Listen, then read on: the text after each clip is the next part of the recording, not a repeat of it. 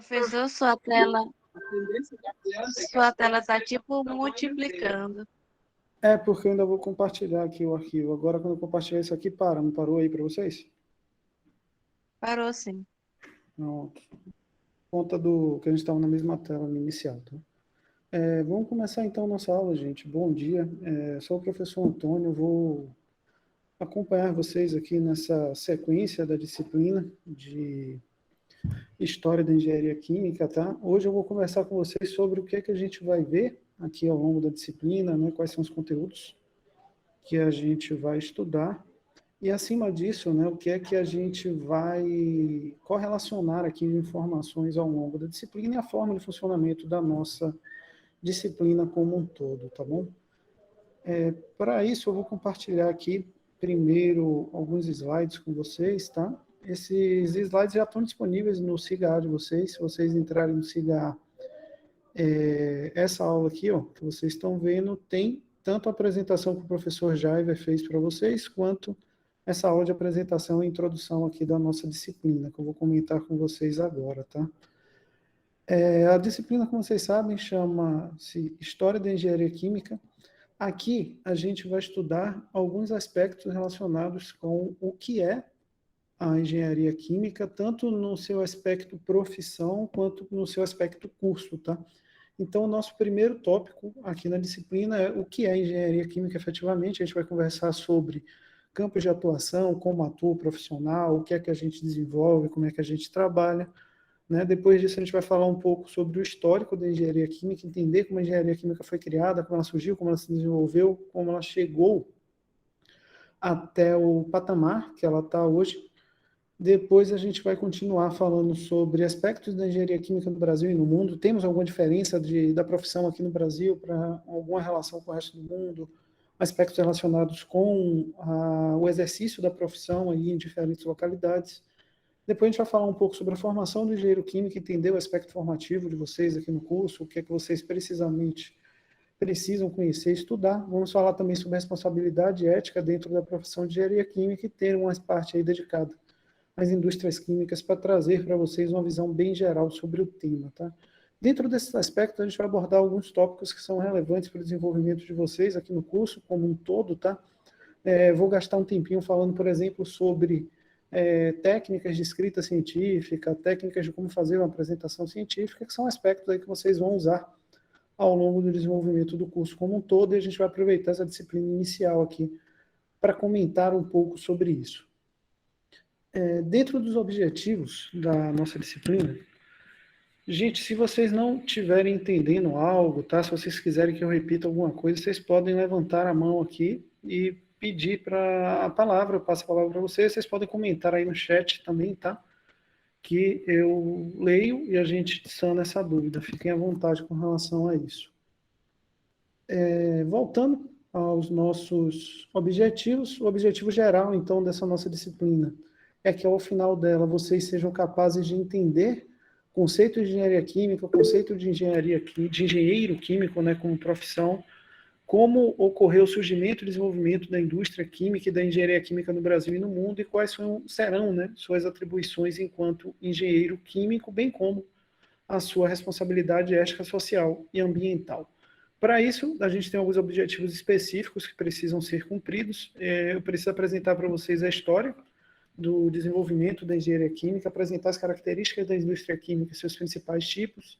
A gente vai conversar sobre as ferramentas disponíveis para a execução da profissão, vamos falar um pouco sobre alguns programas que estão disponíveis para a gente trabalhar, sobre algumas características de operação industrial que vocês precisam conhecer, e também vou apresentar para vocês aí as disciplinas e as características aqui do curso.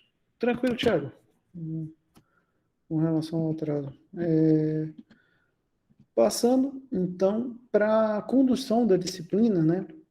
A gente segue o regimento legal da universidade. Esse regimento é dado pela resolução número 1892 CONCEP, que é lá de 2019 e que rege aí todas as características de avaliação, de como a universidade funciona. Não sei se vocês já tiveram aí acesso a ela, acredito que o professor Jair tenha comentado com vocês. Vocês já ouviram falar dessa resolução da 1892? Se vocês não a conhecem, é bem interessante que vocês vejam, a conheçam, porque ela tanto vai tratar para vocês aí dos aspectos de deveres da universidade para com vocês, como alunos. Vou mostrar aqui para vocês, quietinho. É tranquilo, bota 1892 com CEP e UFMA aqui direto no Google. Ela já vai aparecer aqui direto, tá, né? É o primeiro link lá que vai aparecer. É uma resolução bem extensa, tá? Ela é grande porque ela trata do funcionamento da universidade como um todo. Mas as partes que são efetivamente direcionadas para vocês aí, quanto alunos, ela não é tão grande. Então, aqui fala do funcionamento dos cursos de graduação da UFMA, por exemplo, para que vocês entendam como funciona o curso, das características de prova, como é que vocês pedem, por exemplo, uma revisão de prova, caso você se depare com alguma situação onde você, eu acertei essa questão, o professor disse que eu errei. É uma situação comum, tá? Vai acontecer com vocês, aconteceu comigo quando eu estava na graduação, e para isso existe um procedimento para você solicitar a revisão, e tudo isso, por exemplo, está descrito aqui nessa resolução, nesse regimento, tá? Como é que a universidade funciona dentro desse aspecto aí de funcionamento, de avaliação, como é que funcionam os sistemas de prova, de avaliação, de reposição, quantas avaliações cada disciplina tem que ter, a característica dessas avaliações, entende? Então, tudo que vocês precisam de conhecimento acerca das disciplinas, vocês encontram aqui na 1892. Tudo que vocês precisam de conhecimento acerca do funcionamento dos cursos, vocês encontram aqui. Tudo que vocês precisam de conhecimento acerca do funcionamento da UFMA para cursos de graduação está aqui. Então, é uma resolução aí que vai auxiliá-los a entender melhor o funcionamento da universidade, tá? Essa 1892, ela rege o funcionamento da universidade dentro do seu aspecto normal de funcionamento. Por conta da pandemia, desde lá do retorno das atividades nesse formato remoto, que a gente está agora nesse formato híbrido aí, né, meio presencial, meio remoto, a gente tem uma outra resolução que rege o funcionamento da universidade. Ela é de 2020, ela é de 26 de junho de 2020, e ela vem sendo renovada e substituída. Inclusive, esse número que aparece aqui, ele já está defasado, ela acabou de ser modificada, né, para garantir justamente esse retorno das atividades presenciais nesse semestre 2022.1. Então, qualquer outra resolução que venha substituir essa, a gente vai seguir. Por exemplo, se alguém falar na universidade, a gente precisa retornar às atividades presenciais de todas as disciplinas agora, a gente pode ser que isso aconteça ainda nesse semestre, tá ok? Só para vocês saberem aí como é que a gente vai funcionar aqui na disciplina. Vocês já devem saber disso, né? Mas essa disciplina está planejada para ocorrer apenas em formato remoto, ou seja, a gente só vai ter encontros a priori aqui via Google Meet, né, nesse formato digital, que a gente está tendo esse encontro aqui agora. Ela foi planejada para ocorrer dessa forma, de acordo com a distribuição de disciplinas aqui do departamento. A disciplina ela vai constar de 3 avaliações. Essas avaliações elas vão corresponder aos critérios de conteúdo relacionados com cada uma de nossas unidades. Então, nossa primeira avaliação vai cobrar aí os conteúdos dados até essa data, que é 17/5, que é a data na qual vocês vão receber a avaliação. Como é que funciona essa avaliação? Vocês vão recebê-la no dia 17/5 e provavelmente vão me entregá-la na próxima aula, tá? Vocês vão ter um tempo para desenvolver, a gente vai conversar exatamente como é que isso vai funcionar, né? Como a gente está nesse formato remoto, as avaliações que eu passo quase em sua totalidade tem característica assíncrona, ou seja, vocês vão desenvolver durante o período aqui da aula para entregá-la em uma data posterior. A segunda avaliação, ela também vai corresponder aos assuntos daqui, né, do tópico que a gente parar aqui até o conteúdo dado a data do dia 14/6, e depois a nossa terceira e última avaliação está prevista para o dia 12/7, mantendo todas essas demais características. Lá naquela resolução que eu comentei com vocês, a 1892, ela estabelece os critérios de aprovação na disciplina. Então, vocês são considerados aprovados se vocês tiverem uma média superior a 7. Isso não é só para a disciplina aqui do curso, é para toda e qualquer disciplina na universidade. E essa média ela é dada pela soma proporcional, né, qualitária, uma média aritmética simples, entre as notas das 3 avaliações que vocês vão realizar aqui na disciplina. Professor, mas tem um 0,34 aqui na última nota. Isso é só para eu não escrever a progressão toda aqui, né? Fica 0,3333333 indefinidamente, para que a somatória seja 1. Então, o somatório aqui dá 1, por isso que está arredondado para 0,34 aqui. mas todas as avaliações valem exatamente a mesma pontuação, elas valem 33,3333% da nota. Vocês, por resolução também, dentro da Universidade Federal do Maranhão, vocês têm direito a uma avaliação de reposição. Essa avaliação ela visa substituir a menor nota que vocês obtiveram dentro dessas 3 avaliações aqui anteriores. Tá? E isso vocês têm o direito de realizar essa avaliação se vocês somarem 12 pontos nessas 3 outras avaliações. Como é que funciona isso? Por exemplo, você tirou 6 na prova 1, 6 na prova 2 e não fez a prova 3 por algum motivo. Você não conseguiu entrar na aula, não conseguiu desenvolver a tempo, não entregou, tirou 0 nessa avaliação. Então, você tem 12 pontos, 6 da prova 1, 6 da prova 2, 0 da prova 3. Você tem direito de substituir essa nota da prova 3. Então, nessa data que está aqui marcada, que é 19/7, você vai receber uma avaliação correspondente ao conteúdo dessa avaliação 3, para desenvolver essa avaliação e substituir esse 0 que você ficou. Ah, professor, mas eu fiz as 3 provas, sei lá, tirei 4, 4 e 4. Qual delas eu vou substituir? Aí você vai entrar em acordo com o seu professor, tá bom? Mas, por exemplo, tirei 4, 5 e 5. Posso fazer reposição? Pode. Você vai fazer reposição daquela avaliação que você teve a menor nota, que é o 4 aqui nesse exemplo que eu dei da avaliação 1.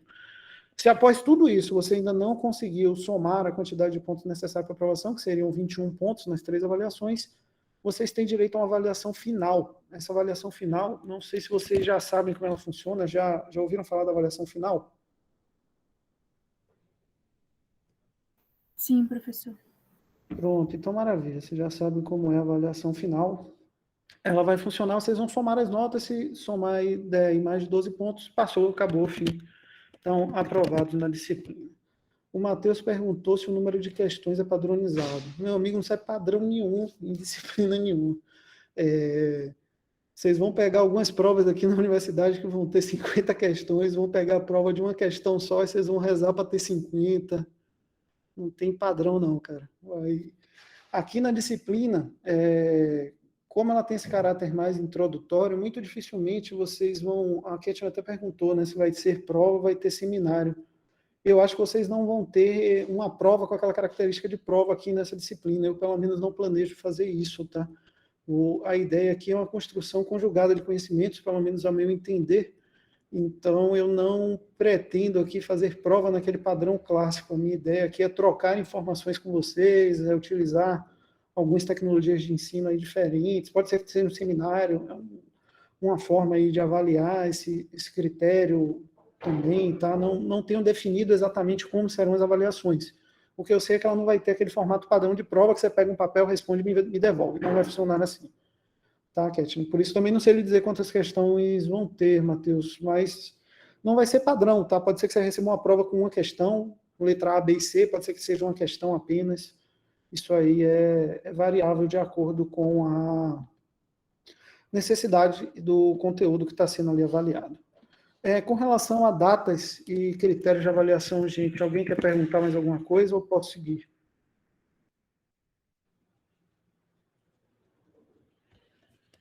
Tudo tranquilo até esse momento?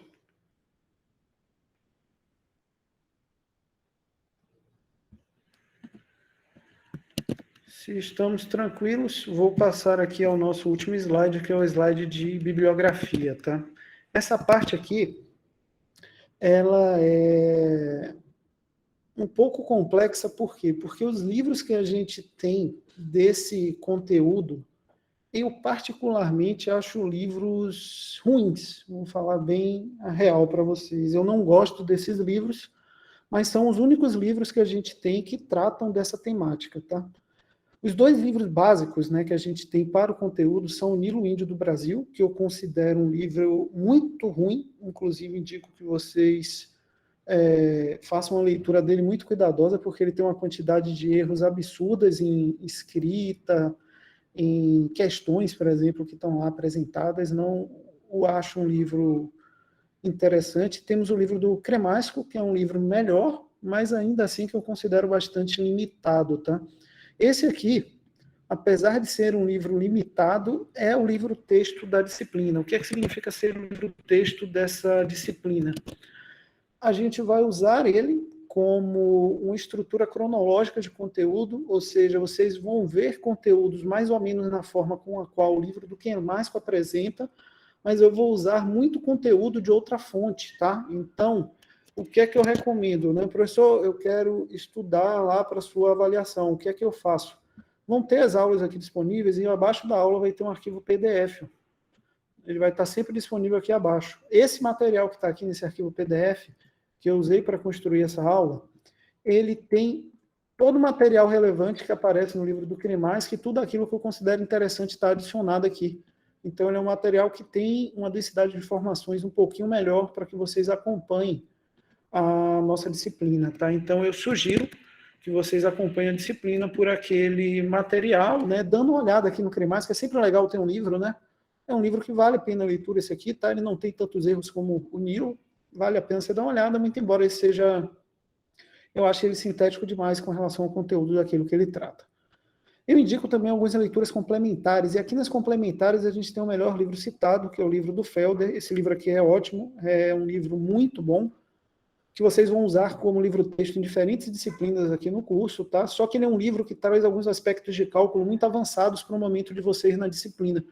Então, eu não consigo utilizá-lo como livro-texto nesse momento, tá? Por isso que ele não é o livro-texto, mas esse é o melhor livro que está aqui apresentado. E temos também o livro do Baso, que é um livro bom, só que é um livro antigo. Vocês podem ver que ele é um livro, a última edição dele é de 1988. Não temos uma edição mais recente. Por ser esse livro antigo, ele também é limitado, não por ser ruim. Na época ele era um livro maravilhoso, só que agora ele está muito defasado, né, por conta desse tempo todo que se passou sem sofrer uma renovação. Tá bom? Então, é ruim, legalzinho, recomendo a leitura, é a nossa cronologia, a gente vai seguir a história que o Cremasco conta.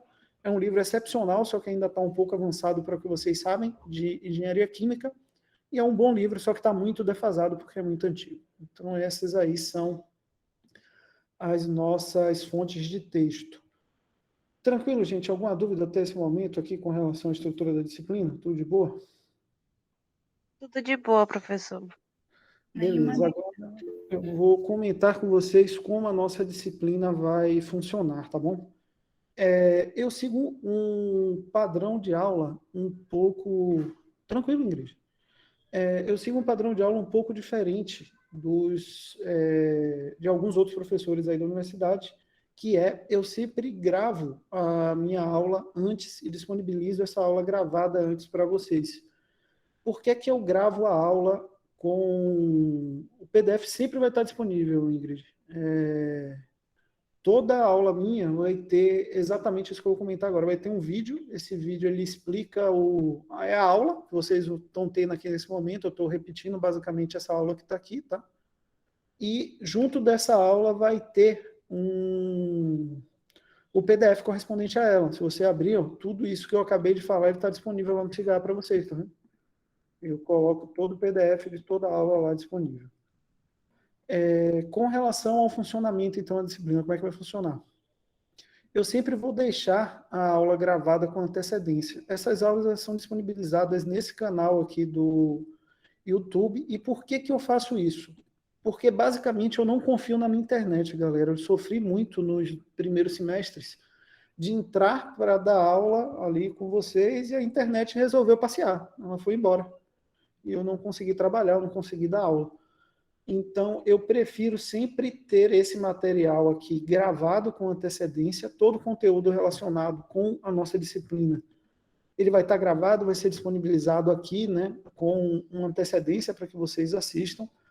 Esse material vai ficar sempre disponível lá, então, professor, chegou a data da prova 1, eu quero rever o conteúdo. Entra lá e pode assistir a aula de novo, vai estar lá disponível para vocês, tá? E essas aulas gravadas, elas não atuam como a substituição dos nossos encontros síncronos, tá? Só que o encontro síncrono, ele funciona como um adendo a essa aula gravada, ou seja, aqui ela está gravada de forma sintética, tá? Vocês vão entrar, vão assistir, vão ter as dúvidas relacionadas ao conteúdo. A gente entra aqui na aula no dia, né, no encontro síncrono, efetivamente, para que a gente consiga conversar sobre esse conteúdo, para que a gente consiga desenvolver essa temática, desenvolver esse conteúdo de forma mais precisa e mais continuada. Como é que vai funcionar a liberação de aula? Qual é o cronograma de liberação de aula? Eu falei para você, eu sempre libero com antecedência. Então, por exemplo, essa aula aqui está liberada há bastante tempo já para vocês, já tem mais de 2 semanas que ela está aqui. Essa outra aula aqui já está disponibilizada, e hoje pela manhã eu disponibilizei essa outra aula, que é a aula 1, parte 2. Essa aula aqui é a aula que a gente vai conversar no nosso próximo encontro, que é o encontro da semana que vem.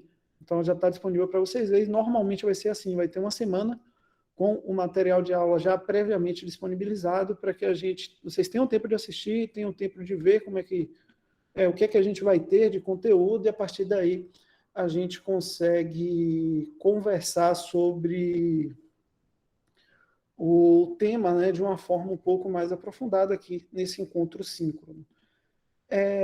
Uma dica, uma sugestão, tá? Eu já tentei fazer isso, vocês devem ter reparado que eu falo rápido pra caramba. Então, não tentem assistir minha aula acelerada, porque senão vai ficar parecendo que eu falo árabe, não vai ser uma experiência muito legal. Então, tentem assistir na velocidade normal, porque como eu falo rápido, vocês vão acabar não entendendo nada daquilo que eu estou falando, tá? Mas, de resto, a aula gravada ela possibilita também que vocês, por exemplo, comecem a assistir, para e depois volta para finalizar ali ou de assistir aquele conteúdo, tá? Tem algumas vantagens, e é por isso que eu tenho trabalhado no formato remoto com esse tipo de aula e tem funcionado de forma satisfatória, né? Como é que vai funcionar, então, os nossos encontros síncronos, né? Que são essas aulas aqui que a gente tem no horário efetivo de aula. A gente entra para fazer isso que eu acabei de fazer aqui agora com vocês. A gente conversa sobre a temática da aula, né? Nesse caso aqui foi uma aula de apresentação da disciplina. Então, a gente conversa sobre esse tema. Eu vou conversar também com vocês ainda nessa aula de hoje sobre essa aula parte 1 aqui do que é engenharia química, onde a gente fala sobre as profissões, modo de atuação, etc. E o objetivo aqui é que a gente vá, justamente, Matheus, a gente vai tirando dúvidas, vai conversando sobre o tema, aprofunde algumas informações que, porventura, não tenham ficado tão claras aqui no vídeo, tá? Mas o objetivo aqui é conversar, discutir e aprofundar conhecimentos e ideias, tá bom?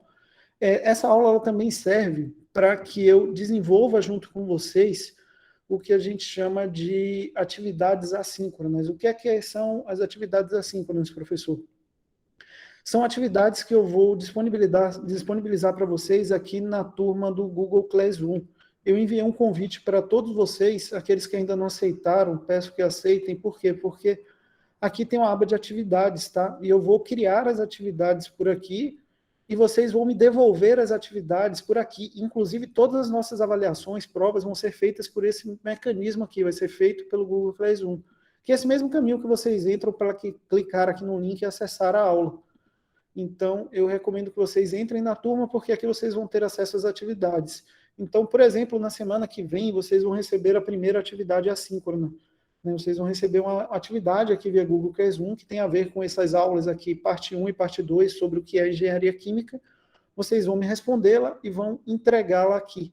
Essa atividade, ela compõe um percentual em cima da nota da avaliação, né? As minhas avaliações, elas valem sempre 7 pontos, e essas atividades assíncronas da unidade, todas elas somadas vão valer 3 pontos. Nessa nossa primeira unidade, a gente vai ter 3 atividades assíncronas, então cada uma dessas atividades vale 1 ponto. Então é muito importante que vocês acompanhem e façam essas atividades aí para o sequenciamento de nota.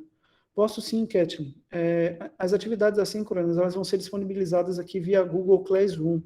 Na nossa próxima aula, a gente vai ter a primeira atividade assíncrona, e eu vou explicar exatamente como é que ela funciona para vocês. Mas ela é uma atividade que, assim, vocês vão ver que dificilmente a nossa aula aqui ela vai durar até meio-dia, porque como ela já está em vídeo, né, por exemplo, esse vídeo aqui tem 30 minutos, esse aqui tem 30 minutos, o que fica de excedente de tempo normalmente é para discussão. Então, a gente não vai gastar aqui as 2 horas discutindo, muito dificilmente isso vai acontecer. Né? O tempo de assistir a aula, vocês já tiveram esse tempo antes. Então, a gente vai gastar aqui normalmente uns 25, 30 minutos por aula, por encontro, que é essa parte de discussão, é a parte que eu vou enfatizar para vocês alguns aspectos relevantes daquelas videoaulas. E, a partir daí, o tempo excedente, normalmente, eu destino esse tempo para o desenvolvimento dessas atividades assíncronas, que vão ser questões relacionadas ao conteúdo da aula que a gente acabou de assistir e discutir, tá bom? Na próxima aula, vocês vão receber a primeira atividade assíncrona, e aí vocês vão entender melhor como ela funciona. Com relação à pontuação, toda unidade vão ter uma determinada quantidade de atividades assíncronas. A média dessas atividades assíncronas vai valer entre 0 e 3 pontos na nota da média da disciplina de vocês. Tá? Como é que fica, então, a nota geral? Deixa eu abrir aqui rapidamente o Excel para mostrar para vocês. A nota da avaliação, ela vale 10 pontos. Tá? Desses 10 pontos, 7 pontos é da avaliação, que é aquela prova que está lá naquela datinha que a gente viu as datas das 3 avaliações. E 3 desses pontos são correspondentes ao desenvolvimento das atividades assíncronas. Por exemplo, na primeira unidade, conforme eu falei, a gente vai ter 3, cada atividade assíncrona dessa vale 1 ponto, e vai se juntar com esse 7 da avaliação para compor essa nota de máximo 10 que vocês podem tirar, tá bom? Só para que fique claro aí a ideia de espaçamento de nota. Tranquilo, Cat? Me deu para ouvir agora?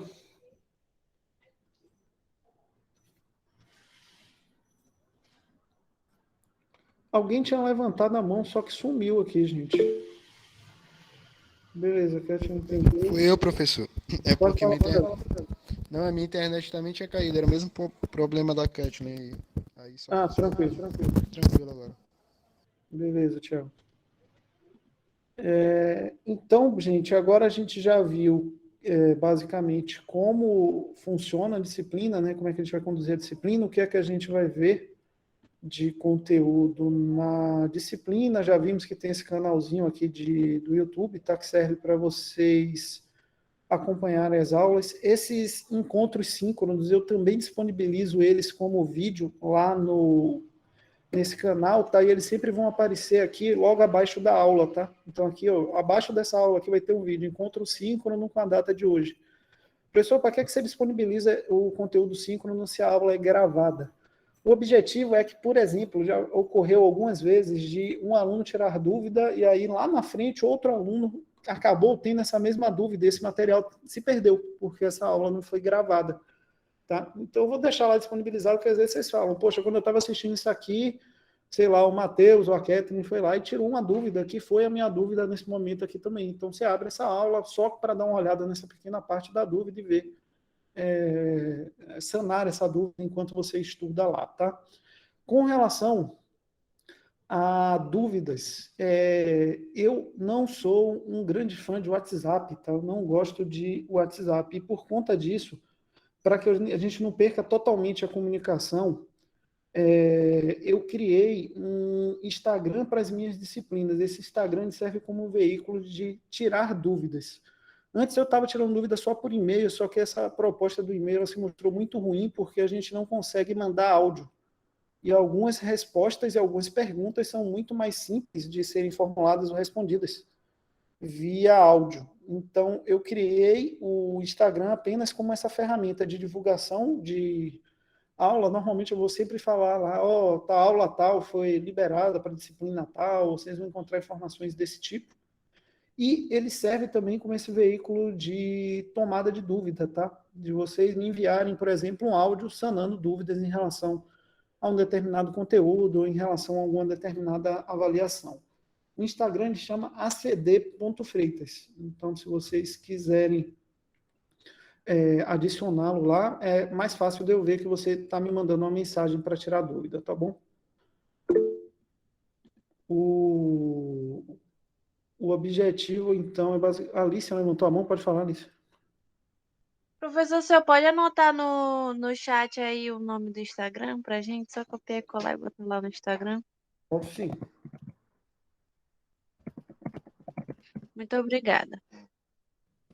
Botar também aí o canal do YouTube. Dentro do canal tem uma playlist com todas as aulas dessa disciplina, tá? Vocês procuram lá História da Engenharia Química e vai estar lá o material, tá? Da disciplina de vocês. Deixa eu dar uma olhada aqui onde é que ele está.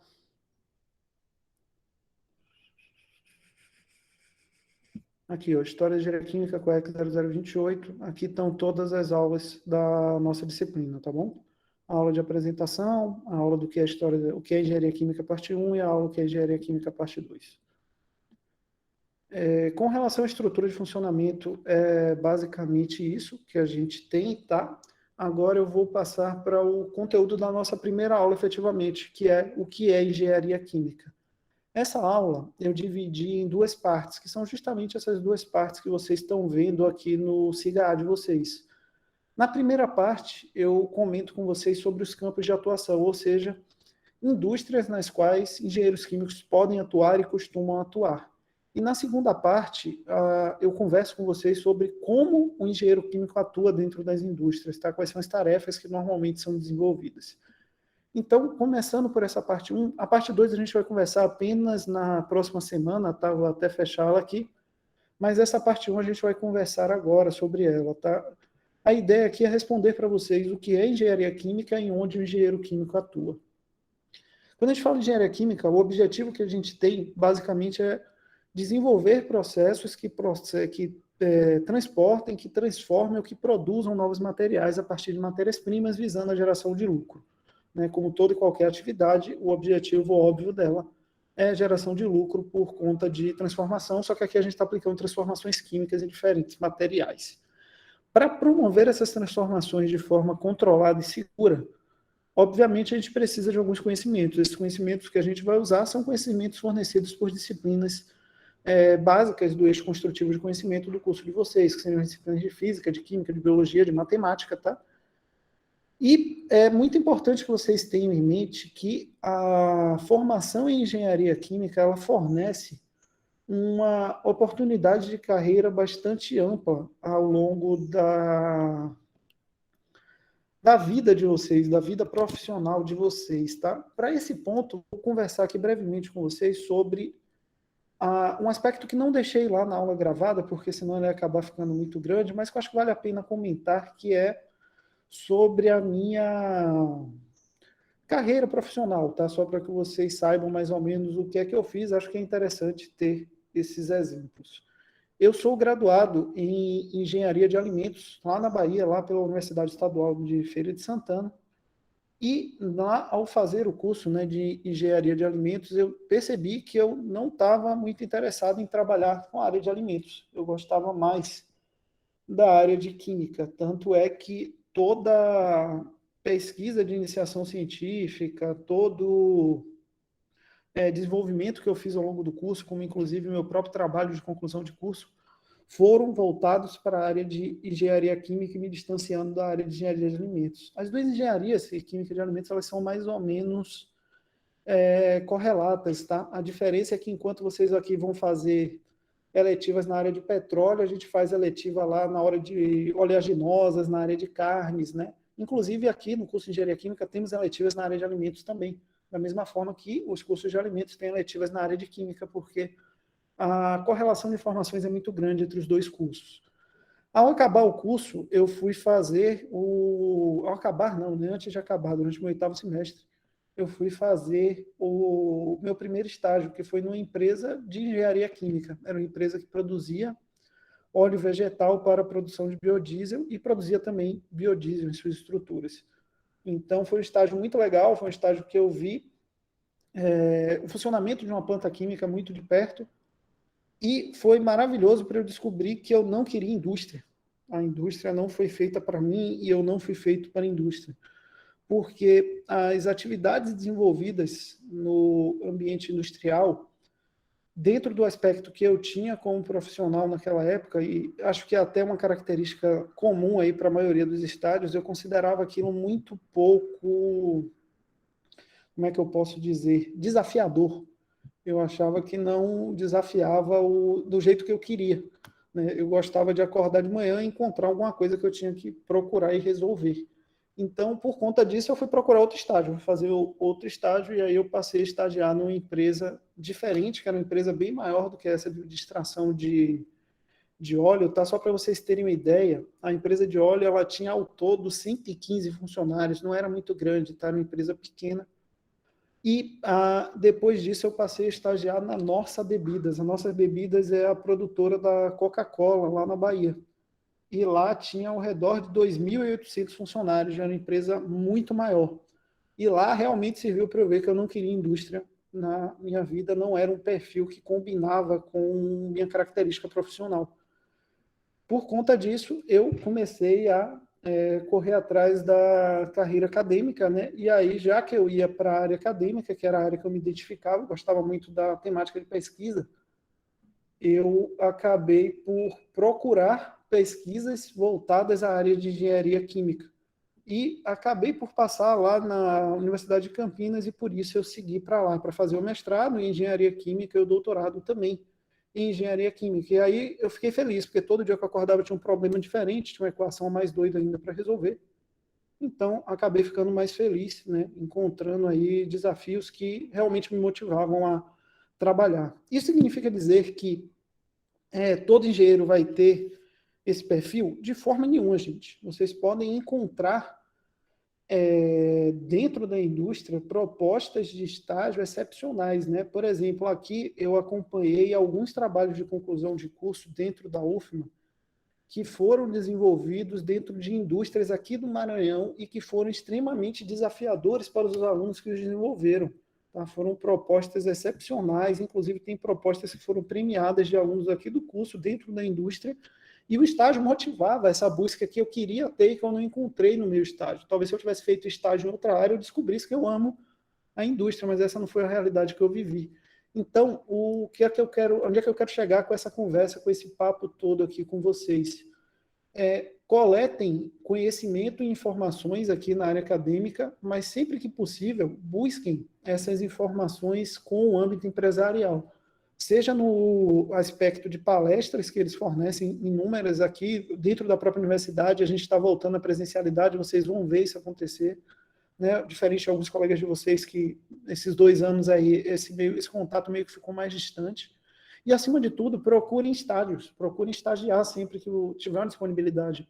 O estágio ele vai agregar para vocês, por mais que isso resulte aí em um tempo a mais de vocês aqui no curso, que é uma consequência natural, tá? Dentro do processo formativo, mas o que ele agrega de conhecimento é muito valoroso, vale muito a pena para você se entender como profissional e para que você saia daqui com um conhecimento mais amplo possível, sabendo efetivamente, eu quero isso aqui para a minha carreira. Isso vai economizar muito tempo e vai fazer vocês serem pessoas mais felizes e mais dispostas a trabalharem fora. Maristela está perguntando a partir de que período pode começar o estágio? É só nos últimos períodos? Maristela, estágio é um assunto bem complicado. Por quê? Normalmente, os cursos, né, como o de vocês aqui, as engenharias, elas trabalham com 2 tipos de estágio. O estágio não obrigatório e o estágio obrigatório. Qual a diferença entre eles? Basicamente, o estágio não obrigatório você pode fazer, até onde me recordo, a partir do 2º semestre do curso. Então, quando vocês acabarem o 1º semestre e matricularem no 2º, vocês podem procurar um estágio não obrigatório. E temos os estágios obrigatórios, que são estágios que você tem que completar as 180 horas para comprovar essas atividades aí do estágio com a formação de vocês. E esse estágio ele é previsto apenas para o último semestre do curso, por 10º semestre. O 10º semestre, se vocês olharem a grade, ele não consta de disciplina nenhuma, ele consta apenas da disciplina estágio, que é para que vocês façam esse estágio obrigatório e daí se formem. Os estágios não obrigatórios, normalmente, eles são remunerados, tá? Vocês vão receber um dinheiro da empresa para fazer esse estágio. Eu lembro até hoje, quando eu consegui esse estágio na nossa, eu fiquei tão feliz, cara. Um dia, para mim era uma fortuna aquele dinheiro. Eu fiquei em êxtase, assim, nossa senhora, ganhei, vou ganhar dinheiro aqui agora para minha vida. Primeira vez que eu ganhar dinheiro. Fiquei numa alegria muito louca, cara. Mas uma das vantagens do estágio não obrigatório é essa, você vai receber, né? Pela primeira vez você vai, nossa, estou recebendo para ser engenheiro. É muito legal isso. Isso vale muito a pena, vocês vão ter uma experiência muito bacana fazendo esse tipo de estágio.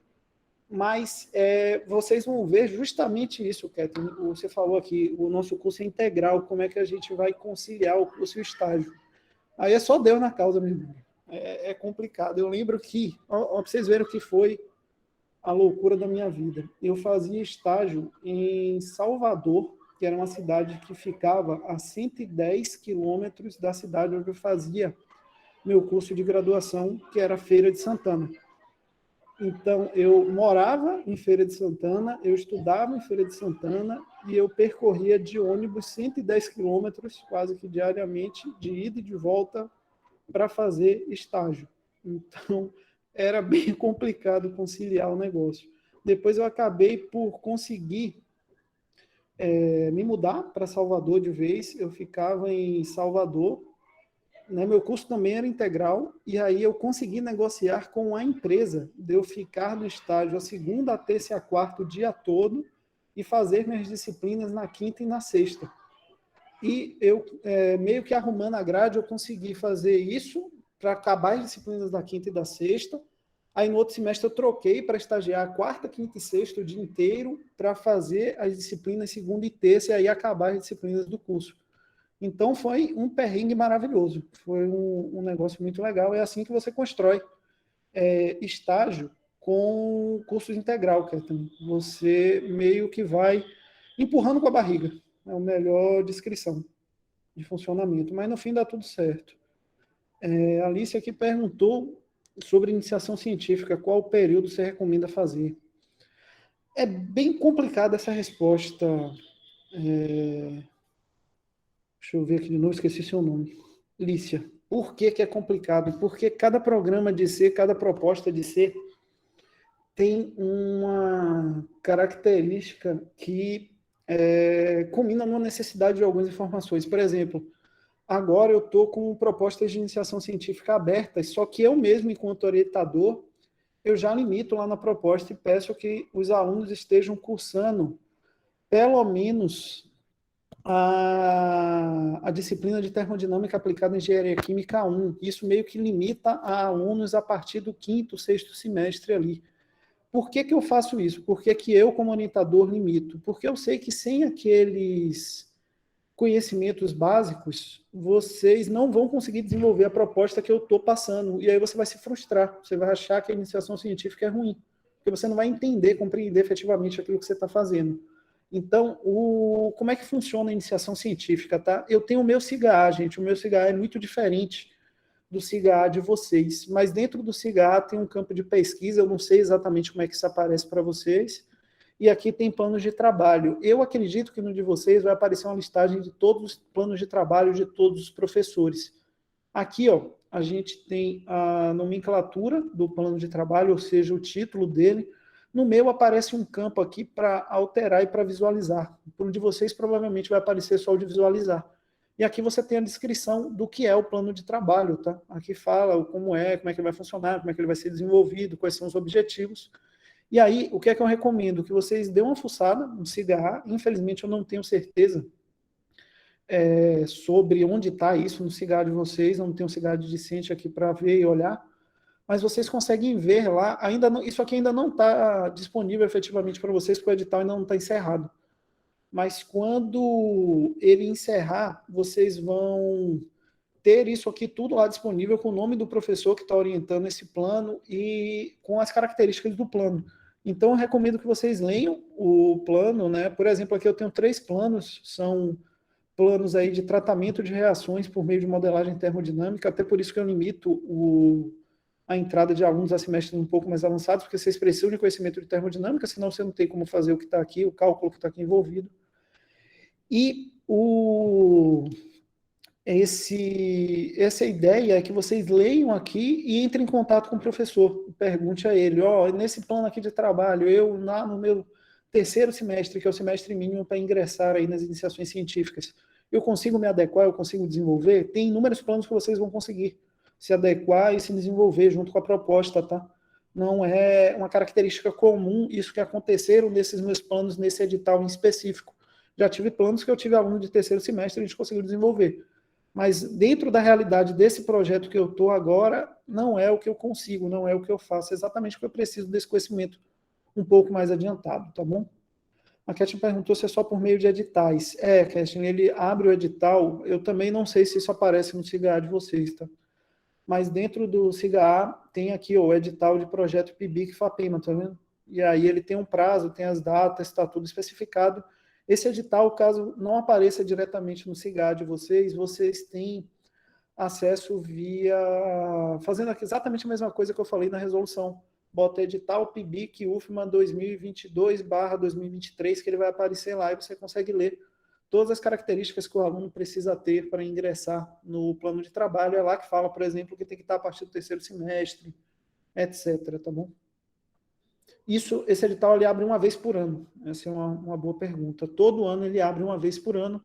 Os planos começam a ser cadastrados agora, inicia-se o processo seletivo, os alunos concorrem à cota e entram, mas o plano em si ele começa a ser executado a partir de 1º de agosto, tá vendo? 1/9, e ele vai durar até 31/8. Então, se o plano for contemplado com bolsa durante esse período aqui, de 1/9 a 31/8, você vai receber o valor correspondente à bolsa de iniciação científica. Se eu aceito quem já tem experiência em laboratório, eu já fez IC, mesmo sem ter pré-requisito de disciplina.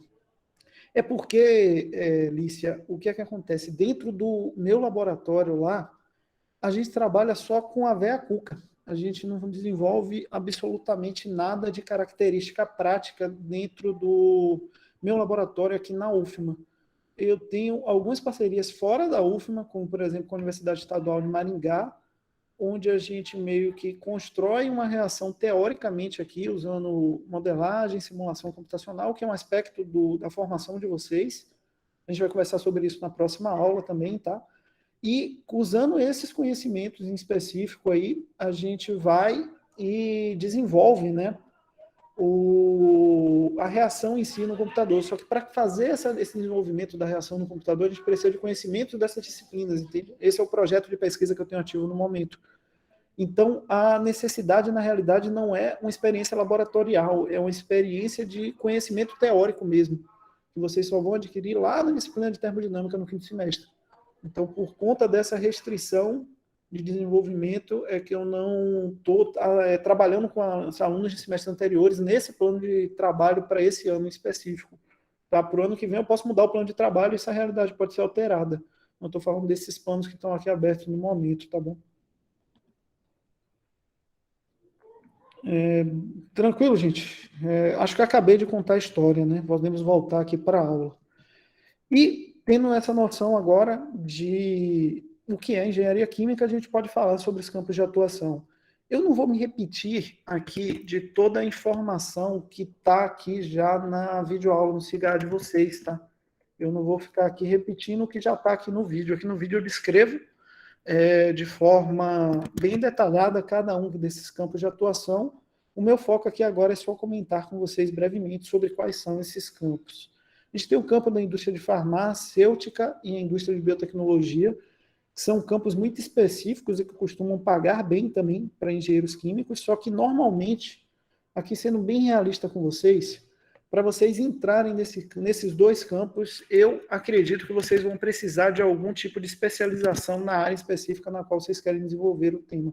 Então, se você quer entrar na indústria farmacêutica, vai ser meio que um pré-requisito que você tenha alguma pós-graduação nesse campo, da mesma forma na indústria de biotecnologia, tá? Só que são indústrias que requerem esse tipo de especialização pós-curso. O mesmo ocorre com a área de ambiental. Tem muito curso de pós na área de ambiental que vai preparar vocês aí para esse desenvolvimento. O Thiago está perguntando quanto em média. O salário de engenheiro inicial, meu amigo, é uma variabilidade absurda, tá? Se você for seguir o disposto lá no Confea-CREA, vai estar girando em torno de 6.000, 6.500, tá? É o salário inicial de engenheiro químico, se você for contratado como engenheiro, mas isso não é bem uma realidade, tá? Não fiquem tão felizes, não fique rica de agora, Maristela, muita calma nessa hora. Por quê? Porque boa parte das indústrias não vão assinar sua carteira diretamente como engenheiro, tá? Você vai entrar lá como tecnólogo, como alguma outra profissão, e aí o Confea-CREA não rege a sua profissão exatamente com esse salário. Então é meio complicado, é por isso que eu estou dizendo que é complicado eu dizer efetivamente quanto ganha. Mas engenheiro de grandes indústrias farmacêuticas ganha muito dinheiro, meus amigos. é uma profissão de extrema responsabilidade, só que você vai ganhar muito bem por isso também. Da mesma forma, temos na parte de biotecnologia os famosos mestres cervejeiros, né, que são a galera que controla o processo produtivo de qualidade em cervejarias. Também são profissionais que costumam ganhar muito bem, só que você precisa de muita especialização e muito estudo para chegar a esse cargo. E aí você também vai receber muito bem por toda essa especialização e todo esse conhecimento, tá? Mas é uma variabilidade aí em relação a essa característica. Voltando à área de ambiental, é também uma área que aqui tem muito emprego, tá? Por que a área de ambiental tem muito emprego? A parte de legislação ambiental, ela cresceu muito nos últimos anos. A gente tem muita indústria que precisa regular seu processo produtivo para que ela tenha o direito de produzir e trabalhar, e para isso ela precisa de engenheiro ambiental assinando. Esse engenheiro ambiental, ele não é necessariamente um engenheiro ambiental formado em engenharia ambiental, tem muito engenheiro químico que atua como engenheiro ambiental também, fazendo especializações na área de ambiental. Então, a graduação de vocês aqui possibilita esse tipo de desenvolvimento de forma tranquila. A Ingrid perguntou se pode trabalhar com desenvolvimento de energia alternativa. Sim, Ingrid, daqui a pouco a gente vai falar com isso, é um dos tópicos aqui da aula, não vou me antecipar. E o Matheus perguntou quanto leva em média essa especialização. Normalmente o curso de especialização, Matheus, ele dura 2 anos, tá? São 4 semestres. Mas é possível vocês fazerem um curso de especialização ainda dentro da graduação. Aqui na UFMA, a gente tem o programa chamado ANP. Quando vocês chegam lá por volta do 7º, 6º semestre, tem editais específicos que vocês entram no programa ANP. Se você for selecionado no edital do programa, você vai receber uma bolsa do programa e você vai sair formado em engenharia química com uma especialização na área de energia, que é a especialização que o curso de engenharia química oferece dentro desse edital da ANP. O programa ANP ele funciona simultaneamente para os cursos de engenharia química, engenharia elétrica, química e química industrial, né? Então, é possível que você saia daqui formado em 5 anos, engenheiro químico com especialização na área de energia, que é a especialização que o edital da ANP fornece para vocês. Então, tem essa variabilidade, tá? Pode sim, Ingrid, pode trabalhar como perito tranquilamente. É uma das carreiras que quem vai tentar concurso aí normalmente tenta nessa área. Quando abre edital, eles especificam lá essa característica. Se eu não me engano, Ketin, as eletivas começam no 8º período. Não, você pode fazer a optativa quando você cumprir o requisito da optativa. Tem algumas optativas que ela tem um requisito lá. Se ela não tiver requisito nenhum, você pode fazer semestre que vem já. Muito embora eu não recomende, tá? O que é que acontece, gente? As disciplinas optativas, o objetivo delas, pelo menos quando eu leciono optativa aqui, o meu objetivo é, ao máximo, tentar aproximar vocês no curso da realidade industrial do tópico que a gente está abordando na eletiva.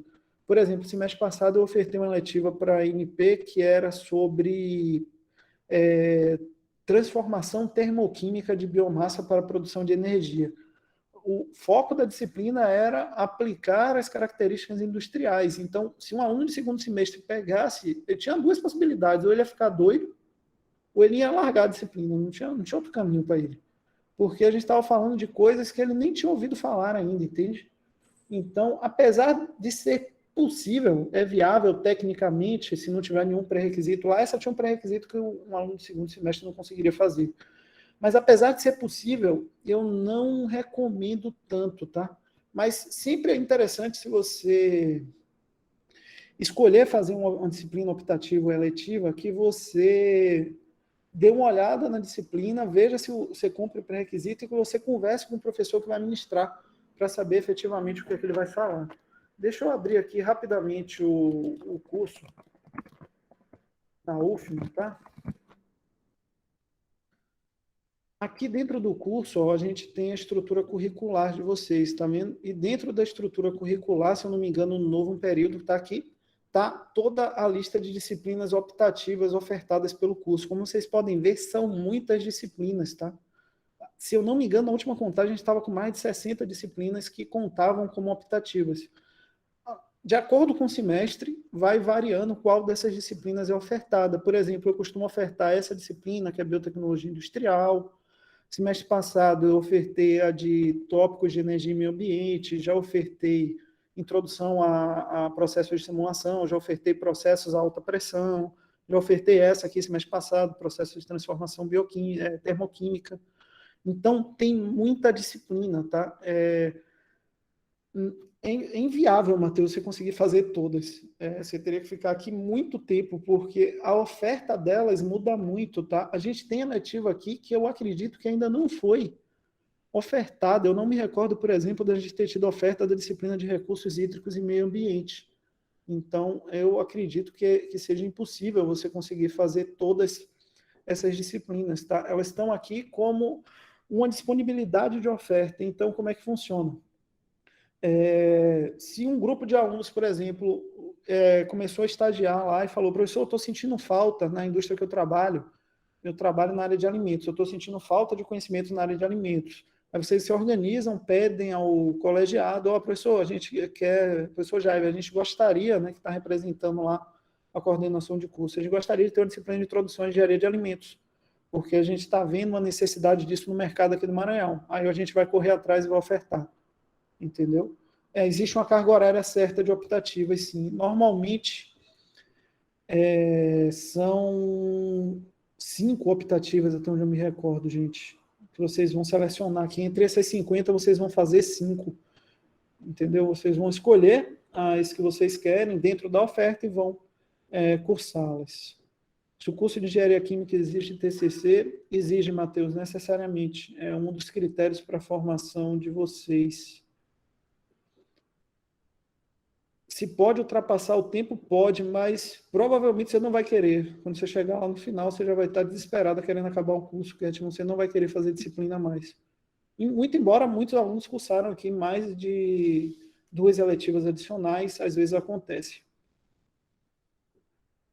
Tem muita disciplina interessante. O que é que eu recomendo fazer? Como é que eu fiz na minha época? Eu escolhi o eixo que eu queria ter mais conhecimento. Então, por exemplo, se você tiver conhecimento na área de bioprocessos, tem bastante coisa. Você pode fazer uma introdução à bioengenharia, você pode fazer a parte de tópicos especiais em bioengenharia, tem a parte toda aqui de, cadê ela, meu Deus do céu? Introdução à microbiologia, que vão trazer conhecimentos nessa área, tá? Biotecnologia na indústria de alimentos. Então, vocês buscam se especializar o máximo possível dentro da mesma área. Eu acho que assim ficaria mais proveitoso. Tem gente que gosta do contrário, tem gente que gosta de ver uma de cada área para abrir o leque de conhecimentos e, a partir daí, por exemplo, definir uma pós-graduação. Também acho válido. Isso depende bastante daquilo que você quer e daquilo que você deseja, tá? É bem variável essa estrutura aí de conhecimentos, então eu deixo isso aí a critério de vocês. Pode fazer 6? Pode sim, Ketinho, pode ultrapassar, tá? Tem um mínimo. Existe um mínimo. A maioria delas é no 9º período, tá? Se vocês abrirem a grade no 9º período, você tem que escolher, se eu não me engano, são 3 dessas ou são 2 dessas no 9º, mas no 8º também já tem disciplina letiva. Basicamente eu respondi as perguntas de vocês. Falando aqui, gente, não sei se vocês já viram esse site, tá? Mas tudo do curso está aqui, ó. Por exemplo, primeiro nível, aqui estão as disciplinas que vocês estão cursando. Se vocês quiserem ver aqui a estrutura da nossa disciplina, ela está toda aqui, como é que ela vai funcionar, etc. E as disciplinas seguintes, tá? De todos os outros períodos também aparecem aqui. Então, se vocês quiserem conhecer cada período aí do curso, tá aqui a definição, vocês encontram isso no site da coordenação do curso de Engenharia Química aqui na UFMA. Um outro site, só para a gente finalizar essa parte de site, é a parte de onde vocês encontram os professores do curso, tá? Isso pode ser útil quando vocês estiverem procurando projetos de iniciação científica. Basta vocês digitarem no Google docentes UFMA, desculpa. Dentro de departamento, vocês procuram aqui Departamento de Engenharia Química, tá? E botam buscar. Aqui estão as páginas de todos os docentes que compõem o quadro de professores do curso de Engenharia Química. E vocês conseguem aqui, eu vou abrir a minha página para não bibliotar a vida alheia, Mas abrindo a página, ó, vocês conseguem ver, por exemplo, o perfil do professor, que é essa página que está aqui. Aqui tem a descrição, a formação, a área de interesse, tem a parte de produção científica do professor, ou seja, o que é que ele já desenvolveu aqui na UFMA, né, de trabalho de conclusão, etc., pesquisa, iniciação científica, artigos que foram publicados, as disciplinas que esse professor ministra, a parte de projeto de pesquisa, que é o que eu estava comentando com vocês, né, o que é que a gente está pesquisando, quais são os projetos do professor que estão ativos, a parte de extensão do professor.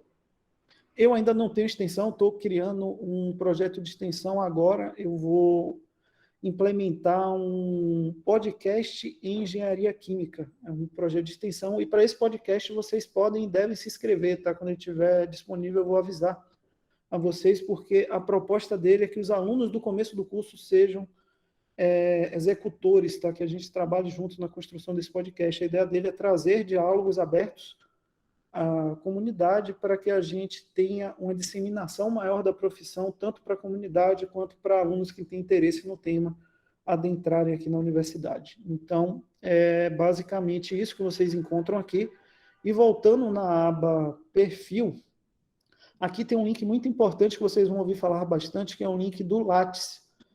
O Lattes é uma plataforma de disponibilização de currículos de produção científica, e esse talvez seja o melhor caminho para vocês saberem o que os professores estão efetivamente pesquisando, tá?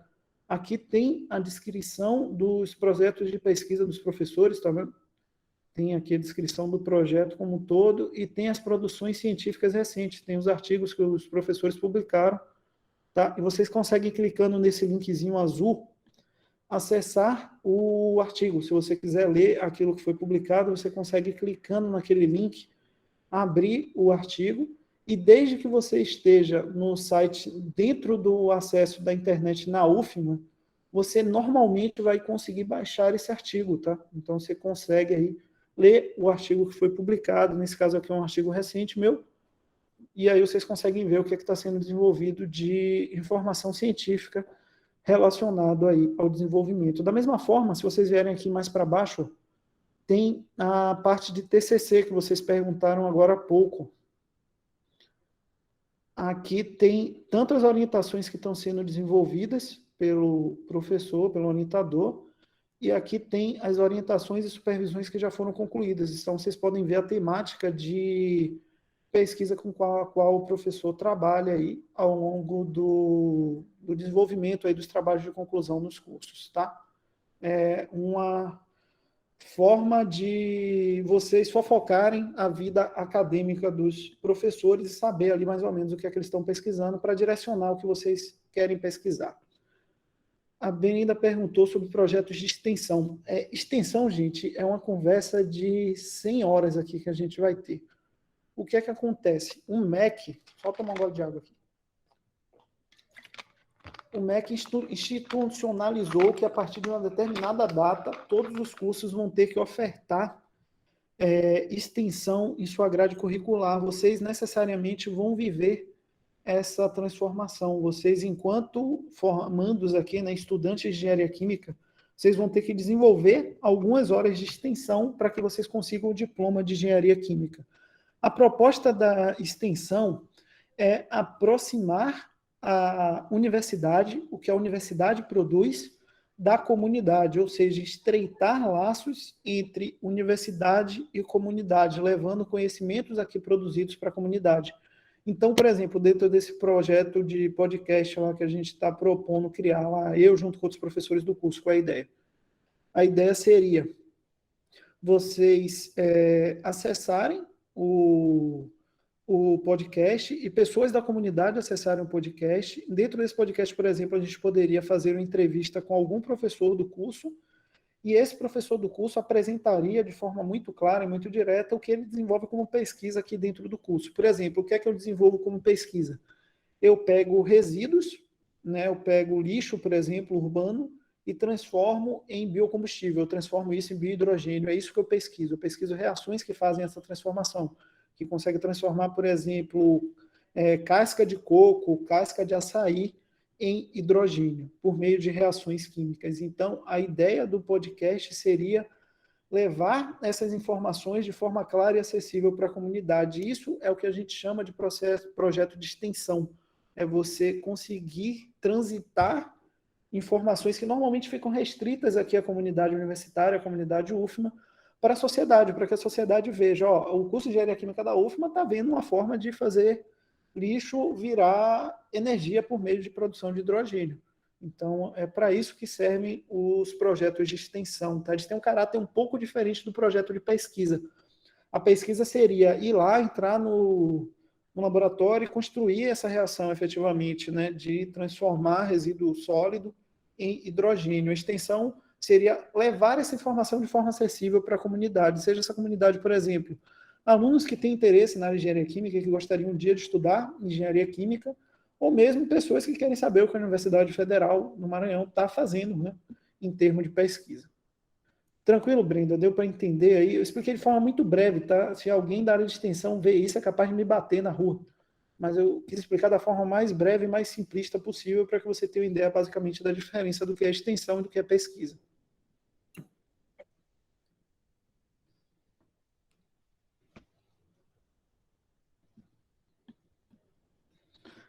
Tá, voltando à nossa aula, então. Dentro aqui dessa parte de tecnologia ambiental, eu falo lá na aula um pouco sobre as poluições de ar, água, solo, e eu indico um filme para que vocês assistam. Não sei se alguém já assistiu esse filme. O filme chama O Preço da Verdade. Alguém já assistiu esse filme?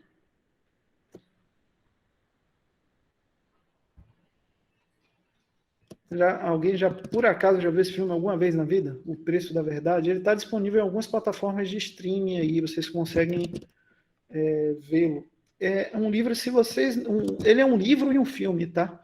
Se vocês não assistiram o filme, não gaste tempo lendo o livro, não, que o filme é basicamente o relato daquilo que está lá no livro, tá? Mas se vocês ainda não assistiram, eu recomendo fortemente que vocês assistam. Ele trata de um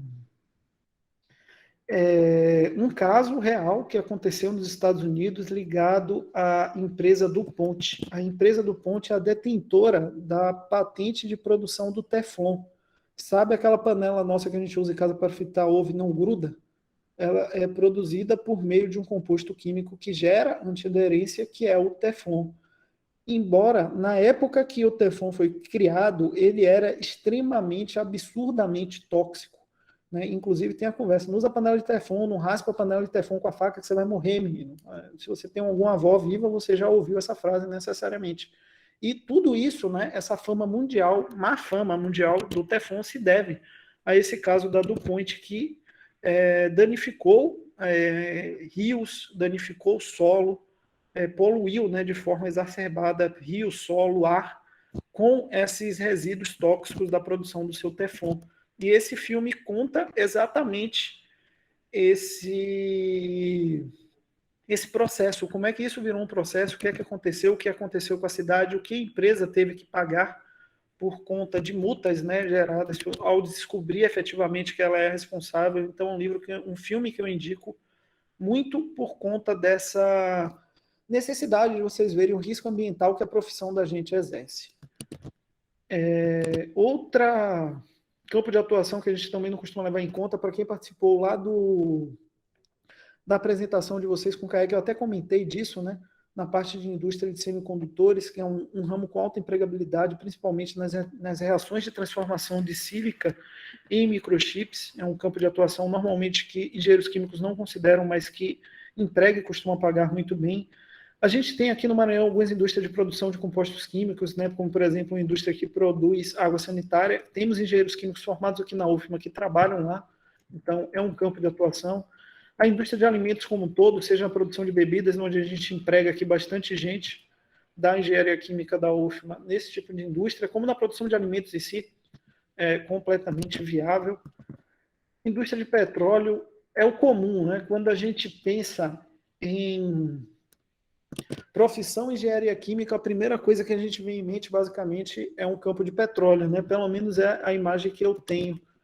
E aqui, dentro da indústria de petróleo, eu deixei indicado lá no vídeo outro filme para que vocês assistam, tá? Esse filme, vou abrir aqui a imagem dele, não sei se alguém já assistiu. Esse é até um pouco mais famoso, tá? É o filme Deepwater Horizon. Eu não sei o nome dele em português, tá, gente? Horizonte Profundo, Desastre no Golfo. É essa a capa dele. Não sei se vocês já assistiram. Alguém já assistiu esse filme aqui? O Preço da Verdade, ele tem na Amazon Prime. Esse filme aqui é um relato de um acidente de uma indústria química de forma perfeita, tá? Esse filme e a série Chernobyl são maravilhosos para reportar acidentes em indústria química. Esse aqui, ele é bastante hollywoodiano, tá? Não acho que você formar engenheiro químico, você vai virar esse caboquinho aqui, que é tipo um super-herói voador lá, o cara sai pulando de plataforma, pegando fogo, jogando gente, o cara é tipo um ninja. Não, a profissão aqui, a formação de vocês de engenharia química não vai capacitá-los para virar esse cidadão aqui do filme. Mas o que tem de relevante aqui é o aspecto do acidente em si. Vocês veem uma cobrança exacerbada do engenheiro-chefe, de que tem que fazer, que tem que produzir, que tem que ganhar dinheiro, e às vezes o critério de segurança é rompido por causa dessa exigência, e isso ocasiona um dos piores acidentes que a indústria química dos Estados Unidos teve. Então, é um filme extremamente interessante dentro desse aspecto, da mesma forma que Chernobyl também é muito interessante dentro desse aspecto, por mostrar a característica que uma negligência operacional pode trazer e a magnitude que esse acidente pode ter dentro de uma indústria de tratamento químico ou de energia nuclear, como é o caso ali do Chernobyl, tá bom? E o último campo, né, que eu deixo indicado aqui, embora esses não sejam todos os campos, tá? É muito importante deixar isso claro. Temos inúmeros outros campos de atuação, inclusive temos a própria área acadêmica, que eu nem citei aqui, que vocês podem seguir se vocês demonstrarem afinidade com ela, né? Mas não citei ela aqui, mas é um campo que temos muitos alunos aqui seguindo esse caminho, né? Inclusive, temos hoje 2 ex-alunos do curso aqui no quadro de docentes do curso, né? Se a gente voltar aqui, ó, deixa eu dar uma olhada aqui onde é que eles aparecem. Aqui no quadro docente do curso, ó, o Domingos é ex-aluno do curso, hoje é professor substituto aqui, e o Denis ainda não aparece aqui, mas já foi contratado, é outro professor substituto do curso, que é ex-aluno aqui do curso, né? Eles foram, saíram, fizeram mestrado, fizeram doutorado, e a partir daí voltaram para ministrar aqui disciplinas para trabalhar aqui como docente na universidade. É outro campo de atuação, muito embora eu não esteja sinalizando ele aqui. E, por fim, chegamos na parte de produção de energia alternativa. É um dos campos hoje mais voltados à pesquisa. Então, tem muita pesquisa nessa área, porque é o desenvolvimento que a gente tem aí mais essencial para a construção de um futuro verde, vamos chamar assim, de um futuro onde a gente consiga se livrar do petróleo. Então, aqui a gente tem campos como energia solar, como a parte aqui ligada à produção de hidrogênio por células de combustível, a produção de biodiesel a partir de sementes oleaginosas, toda a parte de tecnologias de células a combustível aplicada em carros elétricos. Então, temos inúmeros campos de atuação, e aqui, meus amigos, a área de atuação é a mais vasta possível. Eu tenho um colega que ele trabalha com a parte de energia solar. Ele é formado em engenharia química, tem mestrado em engenharia química, mas sabe o que ele faz na área de energia solar? Ele programa a estrutura de movimentação da placa. Ele trabalha com programação para que a placa tenha mobilidade e consiga se mexer de acordo com a inclinação e angulação do raio solar, e de acordo com essa inclinação e com essa angulação, ela absorva a maior quantidade de radiação solar possível. Então, observem que o campo de atuação é o mais vasto, o mais amplo possível. Tá? Temos muita área que eu não consigo nem relatar tudo que a gente tem de área dentro da parte de energias renováveis. Vou abrir aí para dúvidas com relação ao conteúdo da aula, gente, e enquanto isso, deixa eu responder a pergunta aqui do Matheus. Matheus Melo faltou recomendar Breaking Bad. Com certeza é o clássico da engenharia química. E o Matheus Santos perguntou se quem quer ir para a área acadêmica precisa dar aula. Não necessariamente, mas quase sempre sim, Matheus. Porque o que acontece? A gente tem dois campos de atuação principais para quem adentra nessa área de desenvolvimento de pesquisa. Ou você vai ser contratado por alguma empresa para trabalhar na área de pesquisa e desenvolvimento da empresa, que é uma área que no Brasil, principalmente pós-pandemia, diminuiu muito, porque se você imaginar o que é que a empresa primeiro vai cortar? Pesquisa e desenvolvimento. Ela precisa do processo funcionando efetivamente e precisa do administrativo para o processo funcionar.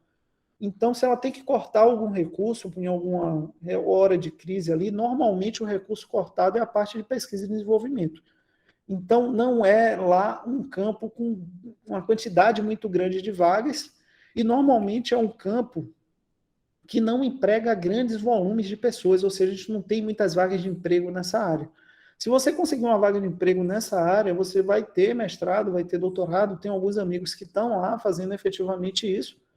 Eles trabalham com pesquisa sem dar aula. Ele não precisa dar aula, porque ele desenvolve pesquisa patenteada para a indústria. Então, você tem essa possibilidade de emprego. Mas o mais normal é que você acabe vindo para a área acadêmica, onde você vai fazer de forma simultânea pesquisa e docência. Você vai dar aula e vai pesquisar simultaneamente. Esse é o mais comum, tá? Qual deles valeria a pena? A área industrial? Você fala? Vale super a pena, ela paga muito melhor até do que aqui a parte acadêmica em si. O problema é a quantidade de vagas, que são limitadas, tá? A gente não tem uma quantidade de vagas muito grande aqui no Brasil. Eu tenho, da minha época lá da pós-graduação, tá? Quando eu entrei no mestrado, entrava muita gente no mestrado, gente. A gente tinha um volume de bolsas muito maior do que a gente tem hoje. Na minha época, se não me falha a memória, entraram junto comigo mais 60 pessoas para fazer mestrado. Então, eu conheci muita gente na época que eu entrei no mestrado, né? A Unicamp não é aqui a UFMA, a Unicamp ela tem mais de 60 professores só na engenharia química.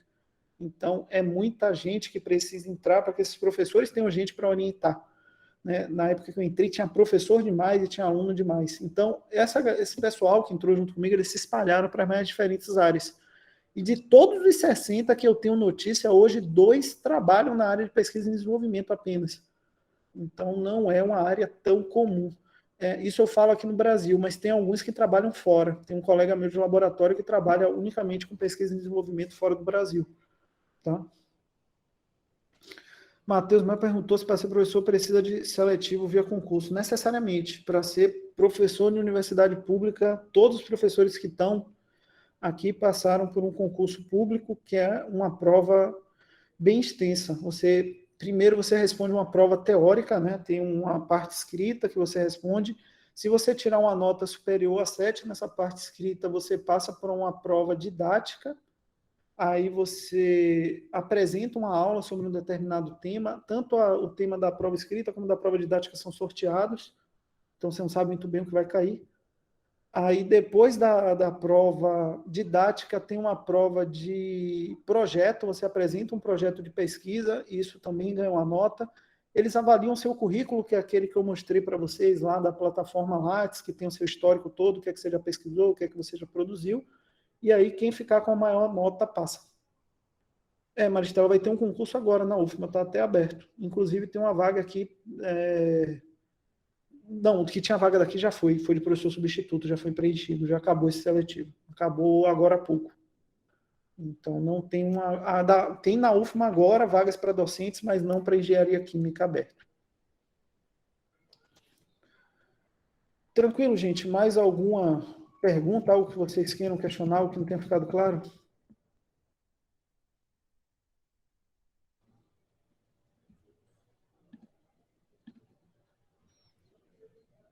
Se não, vou parar a gravação aqui.